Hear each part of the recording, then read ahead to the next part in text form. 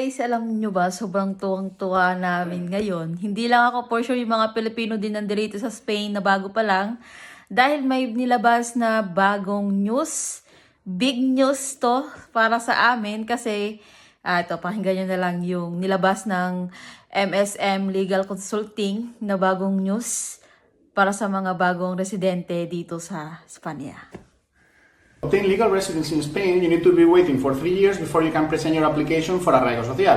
That is quite bad because for 3 years you cannot work legally. If you work, you have bad conditions because you don't have papers. You cannot travel, you cannot visit your family. Now, the good news is that there is a proposal to change that part of the law from the 3 years waiting for arraigo social to, attention, only 2 years. That is very good news that will affect many of you because you will be able to present your arraigo social only in 2 years. From MSM team, we will be here to tell you when that proposal is applicable. We expect that it will be applicable during this year. And we will be here to present your arraigo social only in 2 years. Oh, di ba? Sobrang nakaka-excite.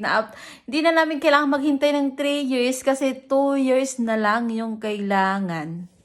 At makakakuha kami ng residence na rito sa Spain. At syempre makakauwi kami ng Pilipinas. At makakapag-travel na kami ng pamilya ko. So, sobrang saya. Thanks God sa mga favor talaga. Kaya yung mga nagplanong lumipat talaga dito sa Spanya, wag na kayong magdalawang isip. Kasi grabe yung favor ng mga ng Spanish government talaga sa atin dito. Kaya nakakatuwa. So, yeah. Yun lang.